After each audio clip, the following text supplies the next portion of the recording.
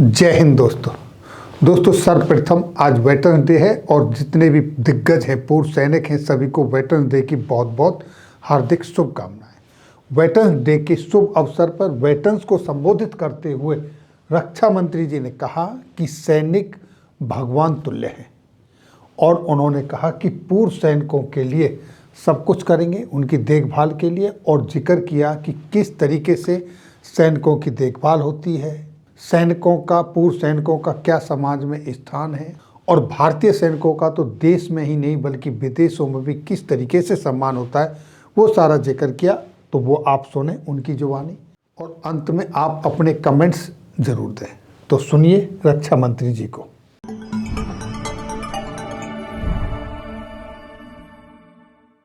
साथियों, मुझे ऐसा लगता है कि एक राष्ट्र के रूप में हमारा कर्तव्य यह होना चाहिए कि हम उस सैनिक के साथ तथा उसके परिवार के साथ ऐसा व्यवहार करें कि आने वाली कई पीढ़ियों तक जब भी कोई व्यक्ति सैनिक बने तो उसके मन में यह भाव रहे कि यह देश उसे अपना परिवार मानता है।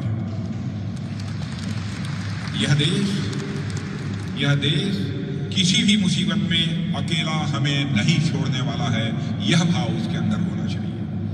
उसे यह लगे कि उससे पहले जो लोग सैनिक रह चुके हैं और उन्होंने राष्ट्र के लिए जो अपना सब कुछ समर्पित किया, उसके लिए उन्हें पूरा राष्ट्र कृतज्ञता से नमन करता है। हालांकि सरकार पूर्व सैनिकों के प्रति अपने कर्तव्यों का जहां तक हो सकता है निर्वाह करती है। आपने ध्यान दिया होगा कि जब से हम सरकार में आए हैं तब से हमने पूर्व सैनिकों पर विशेष ध्यान देने की कोशिश की है, चाहे वो 1 रैंक 1 पेंशन लागू करने की बात हो या फिर उनके लिए हेल्थ केयर कवरेज प्रोवाइड करने की बात हो, उनके रीएम्प्लॉयमेंट की बात हो या फिर समाज में उनके उचित सम्मान की बात हो। हम लगातार अपने वेटरन्स का ख्याल रखने की और ज़्यादा समर्पित होते जा रहे हैं और साथियों, होना भी ऐसा ही चाहिए। और मैं ऐसा बिल्कुल भी नहीं कह रहा हूँ कि केवल हमारी सरकार ने ही भूतपूर्व सैनिकों को और हमारे रक्षकों को सम्मान दिया है। यह देश तो वह है जो ईश्वर को रक्षक का दर्जा देता है, क्योंकि संरक्षण करना एक ईश्वरीय गुण है। जीवन की रक्षा करने वाले डॉक्टरों को हमारे यहाँ भगवान के रूप में माना गया है।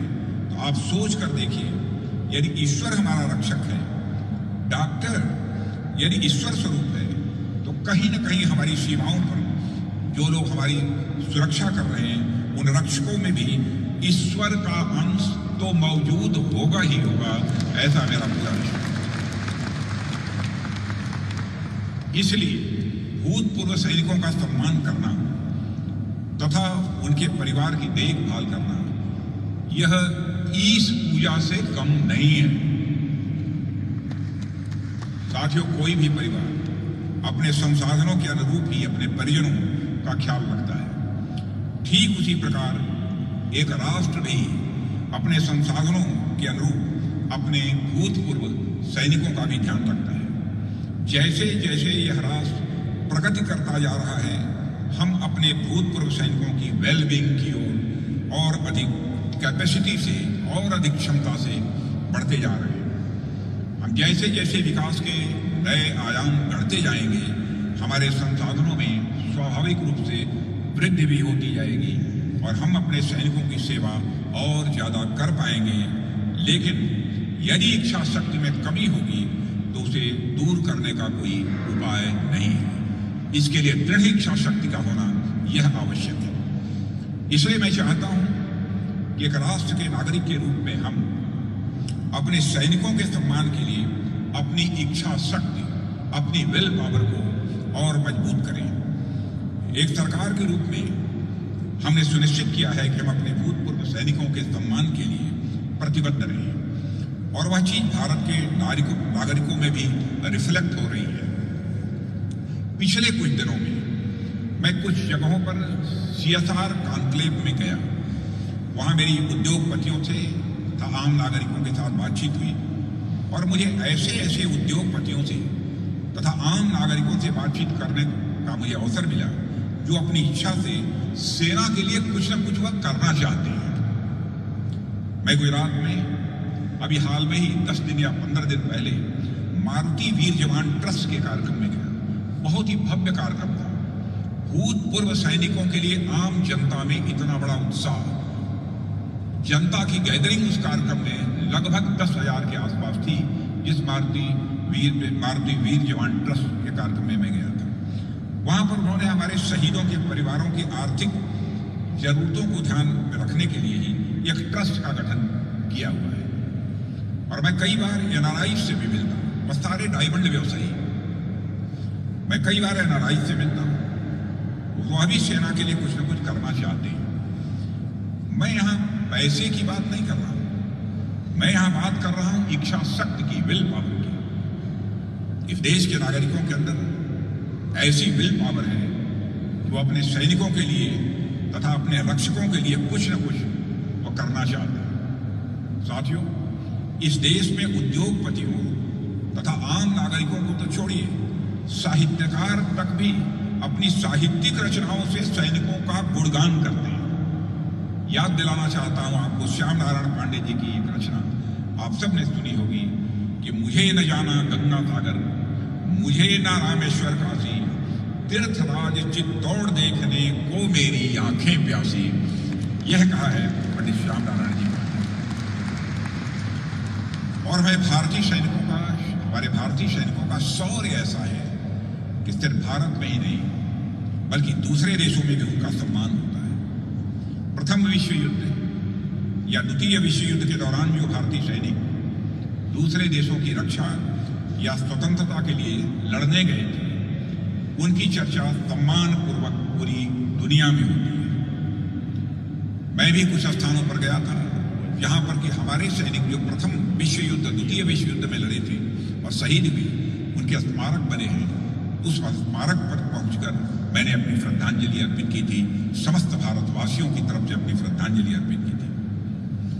हमारे सैनिकों की बहादुरी, इंटीग्रिटी, प्रोफेशनलिज्म और मानवता की चर्चा तो बाहर में मशहूर है। अभी 3-4 दिन पहले ही मैं यूनाइटेड किंगडम के लंदन में गया था। वहां पर था, मुझे वहां बताया गया कि इंडियन सोल्जर्स को डेडिकेट किए हुए एक मेमोरियल पर यूनाइटेड किंगडम के प्राइम मिनिस्टर अक्सर जाते हैं। अन्य कई देशों में भी ऐसे ही मेमोरियल्स हैं। साथियों, ऐसा नहीं है कि सिर्फ विदेशी ही हमारे सैनिकों का सम्मान करते हैं। दरअसल हम भारतीयों की चेतना पर जब आप गौर करेंगे तो आप पाएंगे कि हम अपने सैनिकों का तो सम्मान करते ही हैं, लेकिन साथ ही साथ हम न्याय के पक्ष में खड़े दूसरे देशों के सैनिकों का भी सम्मान करते हैं। क्योंकि हमारा यह मानना होता है कि कोई भी सैनिक अपने राष्ट्र की रक्षा कर रहा है, वो अपना कर्तव्य निभा रहा है। इसलिए आपको भारत के इतिहास में ऐसा कोई उदाहरण नहीं मिलेगा जहां हमने किसी दूसरे देश के सैनिक के साथ कभी अमानवीय व्यवहार किया।